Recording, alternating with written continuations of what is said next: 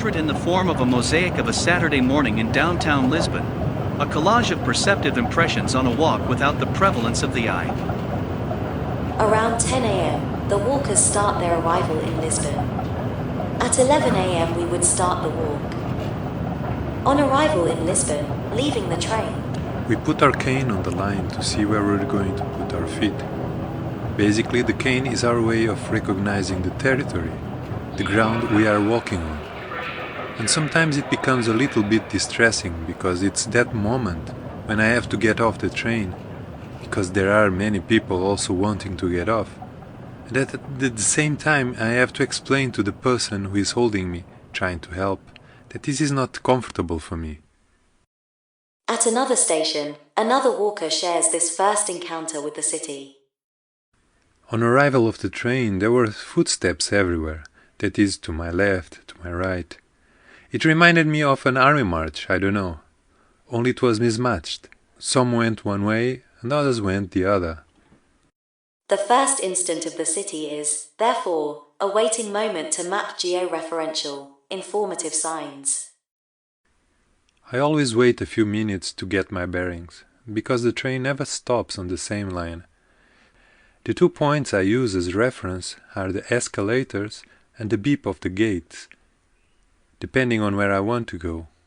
If I want to go outside, I orient myself by the beepers, or by the cafe which is right there at the exit. If I want to go down to the metro, I try to listen to the escalators. So I always stand there for a moment, waiting to understand. A moment for focusing, to align the body with the geography. If I hear the beeps further away, it is because, okay. If I do not even hear the beeps or the escalator, I already know that, okay, that the train stopped at line 1. And it also seems like there is no coverage there. There must be, but sometimes it sounds like, I don't know, sometimes it sounds like the train stopped in Santos. The sound is almost the same when it stops in Santos as when it stops there. Because I do not know if that part is all covered or not. Also, you can hear the tram more closely. You can hear the tram perfectly passing there, and all the buses. A fundamental attention to reference in a sea of sounds. A sound line that is produced by trams and buses. The beeps, the escalator. Sounds that are spatial information. The train platforms as possibilities of direction. The station. When there is a lot of noise around, we get a bit lost. When I was going to pass the construction zone, I heard the noise of a drill, and I was praying that the noise would stop quickly, because I was really in a hurry. The works area is an area that requires the line to be approached from the right side, so it was not a very nice area, and suddenly there was a huge racket. These noises, both the noises of the trains leaving and the noises of the trains that are on the tracks, as well as the noises of construction works, do not always make it very easy when we are moving around. An arrival focusing on space and people, with senses on alert. A pause. I am not exactly paying attention to the smell. It is more the attention to not falling and not getting bumped. There you go. After this first contact with the ground of the city of Lisbon, several of the participants still made a short journey by metro to the meeting place. As in this trip, the ambient signals are relatively homogeneous and with little differentiation between the stations, the attention of the walker is focused on the counting of the metro stations. On that day there was the audio indicating the metro stations, and it was correct.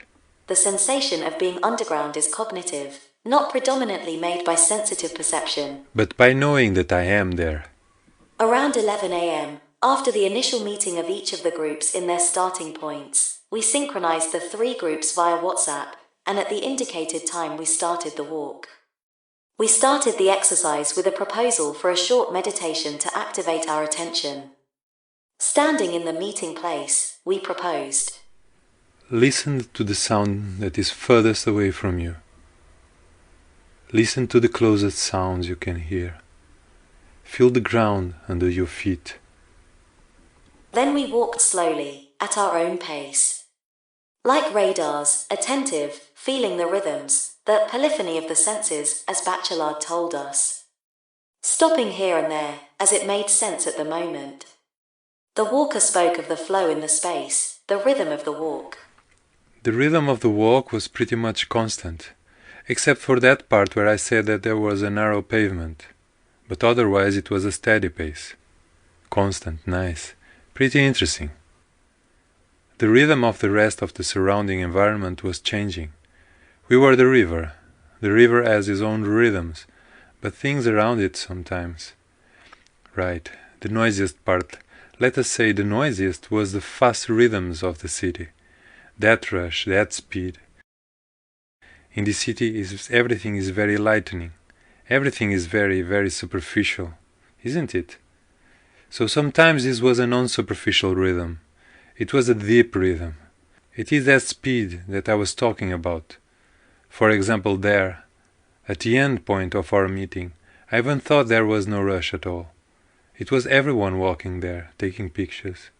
I did not think it was... And it was a noisy place too. It was not that much... I thought it was busy. It is kind of conveyed some... not as much as a rush as some other places did. Each group was composed of 2 guides and 2 walkers. One member of one of the groups had an electric wheelchair. He was accompanied by another walker, a low-vision walker. They had, therefore, added difficulty in locomotion and another tactile experience of the city. That zebra crossing on one side did not have the pavement lowered, and it just made me shudder. When I go down or up the pavement, it bothers me a lot. I do not really mind the sound of the chairs, but the feeling, yes. I do care about that because it hurts. All the other walkers are autonomous, although they were led by a guide, who gave them his arm, to facilitate the experience and the perceptive reception. This locomotive autonomy, more secure, allowed them to feel the surroundings through the sensations of their feet. Discovering the ground by touch. In everyday life, the cane helps in this recognition, although in a reduced way. Just by the touch, maybe not. I can with my feet, if I make the arch with the cane. Then I think I can do it. But it is more with the feet, I think. I do not know if it is so much the cane. Sometimes the cane does not help that much, because I do not know. On a tar road, that tar which is quite old, quite deteriorated, sometimes it gives the sensation that it is a different ground, and not a tarmac. With the cane, making a arch by the sound that the cane transmits, and by what we feel when it drags on the ground. It's then with the feet that I realize what it is. Okay, this is still tar. The city is made up of rhythmically differentiated zones. We found busier and quieter zones. As one walker describes to us, The sound of the leaves on the trees, the branches, all of that. And there I was feeling that, and moving away from the noise, evil of the cars. And then I was freeing myself from the noise of the cars and entering a world of nature. Everything was running away behind my back, as we were moving away from Avenida Liberdade. it was a weekend. In the morning, still coming out of confinement, there was a certain tranquility. The city was quiet in that area for the noisiness it usually shows, with quite fewer cars, quite a bit quieter. You could hear better the town itself, the sound of the hustle and bustle of tourism a little bit, but the town surprisingly very quiet. From that point there until the end, I felt that although there were cars, although there was a rush of traffic, the people themselves that were there, especially the tourists, there was no rush. Getting away from the traffic allowed us to discover the peacefulness of some places, allowed us to listen carelessly to the sounds of nature. The sound of cars in the distance, the leaves, you could feel a whirlwind, that some went there and others came here, some went to the right, others went to the left. Little leaves running on to one side and to the other. And also listening to the birds in the trees, pigeons. They also make their noise having their conversations, with the trees shaking with that soft wind, with those little leaves that were all over the ground. The fact that this was a guided walk also allowed this relaxation in encountering the natural space. For a visually impaired person, gardens are authentic labyrinths, many of the times. But the city is dynamic, it is movement. And movement produces sound. Noise, some may say. Especially for those who use a wheelchair. What accompanied us was the noise of Grassa's wheelchair. It seemed to mark our movement. It always accompanied us. There is that thing of the wheel, truck, truck, truck, truck, truck, truck. The tire would pass through a certain point of the chair, or I do not know, and then it would always go fritch, fritch, fritch, fritch, fritch. A soundscape, made up of movement and sound. The noise of the rails. That sidewalk had a lot of people, backwards, forwards. The walker suggests to us that the idea of the city is synonymous with hubbub. You could hear the cars, but there were areas during that route, during that stretch, where there were only a couple of cars. Suddenly we came to an area where it seemed that the city disappeared for a little while, for a moment. Because we could hear the birds, people on bicycles passing by. And at the same time there was some construction work or similar. Someone was nailing something to the wood. So it kind of transported you to a kind of rural environment then. It made it kind of, suddenly we would get to a village. And there were the songbirds over there. There was this person nailing wood, fixing wood, working with wood. And meanwhile the cyclists or another passing by. And there was not that. There was even a certain tranquility. It was a very relaxing moment. It was very, very soothing. So that afterwards it was almost like a roller coaster. Suddenly we entered an area with buses, with cars, with traffic lights, with some people, with some confusion. And that was it. And it was a contrast that was funny to feel. The same walker also tells us, describing the encounter with calm spaces that abstract from this agitation. In that area there, which I am talking about, I was really focused on the sounds, the songs of the birds, which is something I like a lot. I really like nature. Anything that's nature for me is divine, so I was more focused on that. I was listening. From a weather point of view, it was a pleasant morning. Not too hot or too cold. We felt that good wind. It wasn't sunny. Tells us a walker. All along the avenue, we were getting rays of sun, which passed through the midst of the trees. Then there was a very pleasant wind. Reinforces another. It was shady. Another one said. It was a little breeze, but not windy. And the sun for us. But if at the beginning of the walk the descriptions are of pleasantness, by the end, the wind began to make itself noticeable. The sun was beating down, it was hot. The wind at that time had been more cut off. There was not so much wind at that time. I don't know if it was cut off because we were close to some wall. In fact, it was an area which was not much wind. And it was pleasant, really. And after that narrow staircase where there was no wind, where it was warm, suddenly you get to those wide streets with people, with noise, with traffic, and with that wind. I started to get cold, actually, down there, when we walked down to the Baixa area, the Chiado properly. The streets started to widen then too. There was more noise from cars, and the wind was already blowing with a difference in strength. There was sunshine, but it was not enough. We walked through areas with more intense smells, even greedy ones, or more gentle and discreet ones. A landscape of layers and olfactory nuances.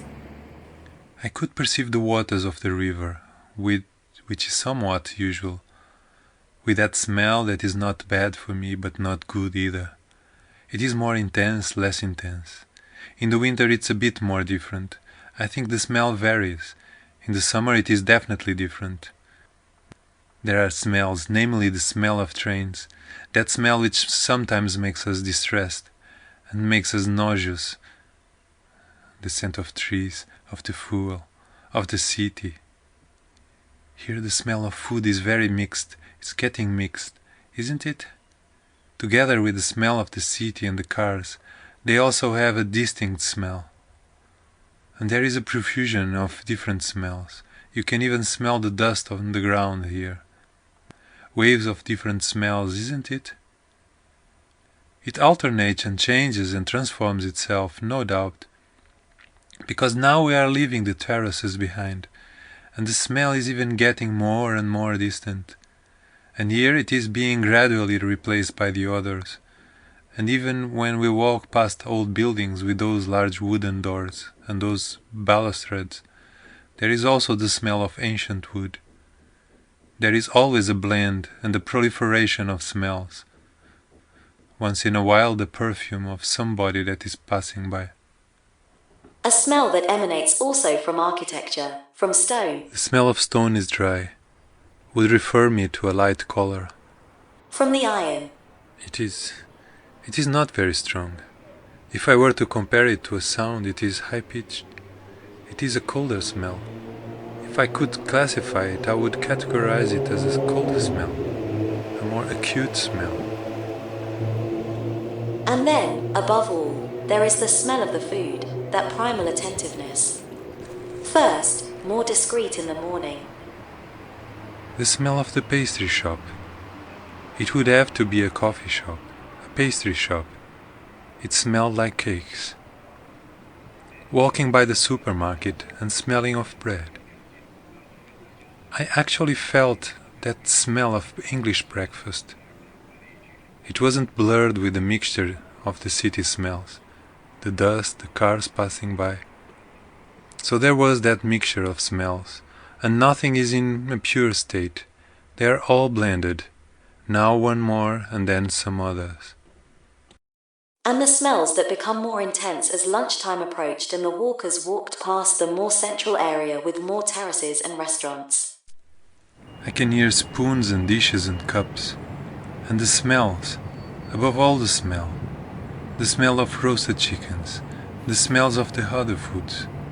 You can notice perfectly that there were places that had grills, other places had stews, other places had the smell of hot bread, which was pizza, and other places had the smell of hamburgers. But it was above all a sound city that we walked to. We discovered a complex soundscape, that of the inhabited city. Okay, I was more concentrated on the sounds rather than on the smells and everything else. For me, sound is a really important matter, very important indeed, in my day-to-day life, in my life. Over there in Lisbon you can hear a lot of things, especially the sound of the trees, whenever the wind blows on them. The songbirds, whatever animals that pass by, and a little barking dog. The leaves go running. When we listened, we also felt the movement of things. You could hear the tinkle of some material. That noise wasn't so intense. Okay, I'm hearing voices, glasses clinking on the plates, music, yes. Some cars go passing by, not on that street, but you can hear them on the next street. You can hear cars driving by from there. Shoe soles on the ground, that hurried walk of people, chairs dragging, and people talking, trying to talk to each other in languages you cannot quite understand. Sound made it possible to define the space and map the surrounding environment. It made it easier to distinguish open areas from the enclosed ones. More narrow streets. But yes, the sound there is more contained. We felt it was large. There was a very wide space. It gave us the feeling of greatness, of really being in the middle, in the heart.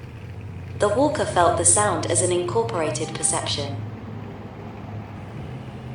The sensation almost of vertigo that was experienced at the top of Santa Justa lift, perhaps because sounds were furthest away, with a greater echo.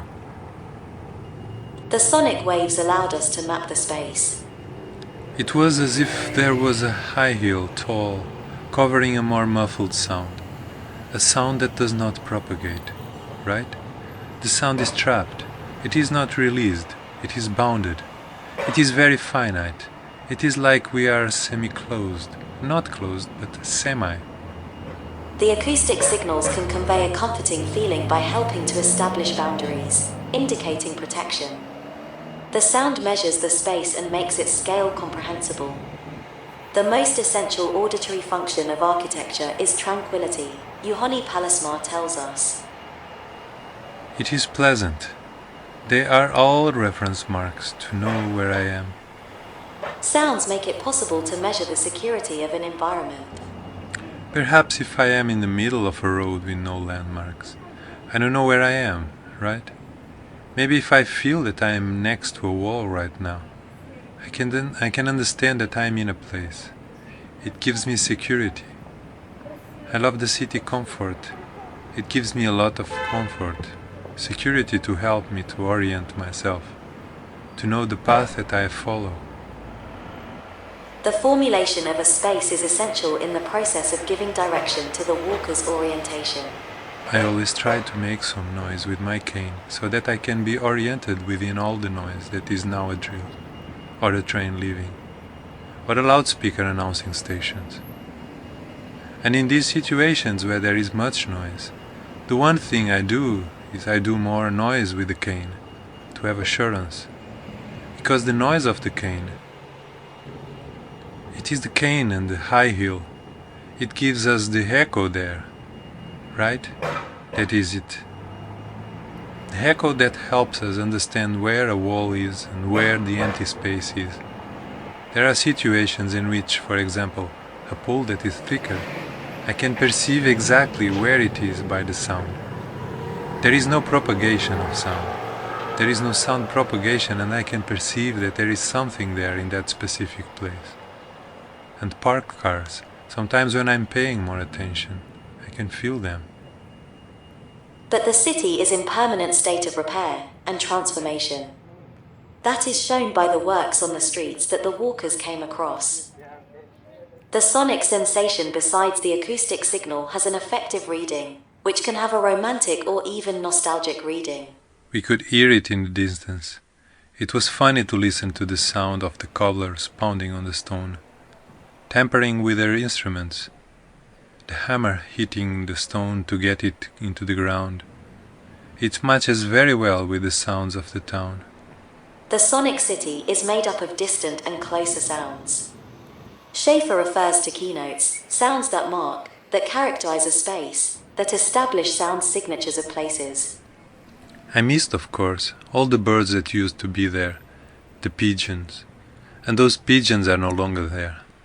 How could it be that I did not notice the decrease in the number of pigeons in the square, until I heard the words of the walker?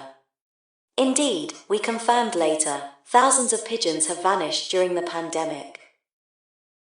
We also found a city that is musical, melodic, defining zones that are temporarily more or less dense in sonority. Being closed, the sound is more condensed there close to us. We are all together leaving from one place and heading towards another one. And therefore the noise is all there, concentrated, all of it. Then we also have the company of birds. It is, namely, their conversations, isn't it? In terms of the rush hour, there is more talking, there is more shoe clattering, for example. There is more shouting too. The shouts too, although they are not calls for help, but they're part of that crowd of people, isn't that so? And especially the conversations, everyone is talking. The rhythmic facet of the city is found on every corner. I hear those noises that the escalators make. There are always... Anywhere in a station where you have escalators, there is one that makes a certain sound, that makes music, that accompanies its own movement, and breaks the silence. The noise it makes marks that tempo, so that we can walk faster or just stand still and listening to it. And that it makes music. It makes music for me, music for myself. And I have thought about this, to use it to make other sounds. And as I go down or I go up, I observe those sounds, yes. To me that is just a bit, the rhythm of the music. Then the rest, whatever you get, can be extended to various situations. If it is romantic, it can be something for a film. It can be a rhythm just for dancing, for a documentary. It can be for many different things. Yeah, other sounds. Sometimes I cannot think of any, but sometimes you can even make a song or anything written. I pay a lot of attention to sounds that can provide something to add to other rhythms, other music, other instruments that can make something different than just that initial rhythm. But if the soundscape allows you to find musicality, it also asserts itself as noise. It is noise because it is something that disturbs. It is not comforting. But it is also information. It also provides you with information about where you are moving to. If it is those trams, they do not give you any information.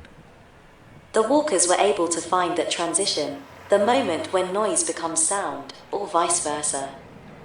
For me, noise is something that bothers me, especially cars. It is the loudest and it is horribly noisy. It is cars. Because the other things for me are not really. There in Lisbon they are not noises, they are things. There was a noise from some machine, and then it was very funny. We had some pigeons and some doves, and the louder the noise was from that machine, the louder they sang. When the sound of that noise produced by the machine diminished, they would diminish their sound as well, diminishing it, until you could only hear the birds, the leaves running on the ground, the trees shaking with that soft wind hitting us in the face. It sounded like they were scolding the machine to shut up. The walkers came across the tourists and their omnipresence in the historic city. In this case, they were tourists who were there enjoying the Largo just like us, right? They were taking their photos there, so perhaps in a more relaxed attitude, each one in their own group, talking to their group. People like that, I don't know. Each person in their own life, right? Doing their own thing. They did not speak Portuguese. I was not so focused anymore either. You could hear it in the background.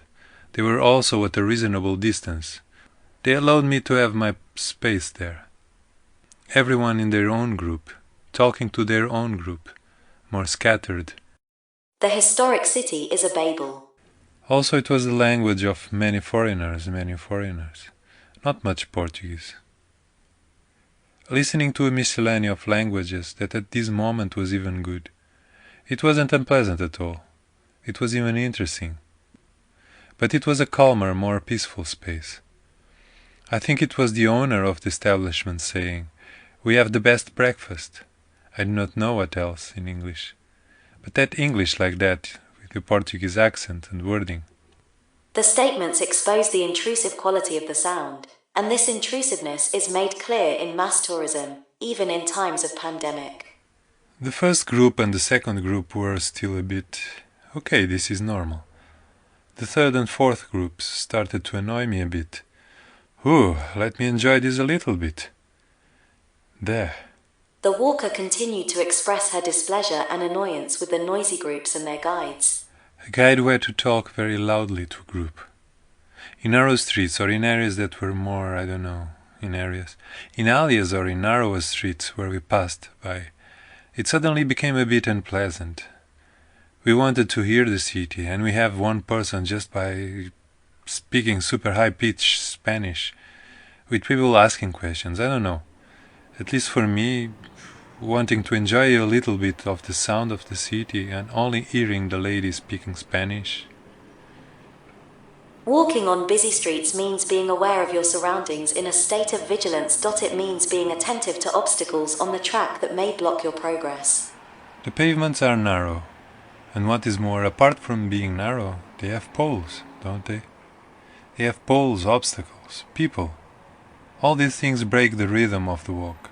It breaks the rhythm a little because there are constant stops and detours. And it breaks a little that rhythm. It always ends up being a bit disturbed by all these situations. This state of constant attention generates, however, a state of permanent tension. And that is not to mention the fact that there are always cars on the side, isn't it? Which are there, perhaps causing a certain amount of anxiety, tension, and noise, isn't it? It can have some impact on our body. We are in a tense situation, also focus. To understand the signals that the guide was sending through her body, that is, whether she was moving more to the left, whether she was moving more to the right, whether she was going up a step or down a step at the same time. The walker now continues describing these signs of attention in his body. When I am crossing a busy road, it is a noise that is associated with that. That is, when I go in one place that has a great deal of movement, a pavement, and there are cars next to it, my body becomes tense. The same as the situation when I am crossing a busy road. Like it is a wake-up call from my body, saying, okay, you're in a similar situation, so there's need to be tension anyway. There needs to be focus anyway. Although I think that concentration deep down was not necessary in that way, because I had a guide. I was not alone, but my body reacts in the same way, as if I was alone, always on alert. And then it is not just cars there, it is cars and sometimes planes, trams, I do not know, all sorts of things. It is a bit chaotic, it is chaos. The walker describes a sonic chaos. Pierre Schaeffer told us about low-fi landscapes, using that term to describe those environments where sounds get blurred. The walker shares the sense of disorientation that results from having no indications of space, no sonic landmarks. It always reminds me, it is like being on a very windy day, isn't it? When it is really windy and I'm going to cross a road, then I panic. Because I cannot listen to the cars.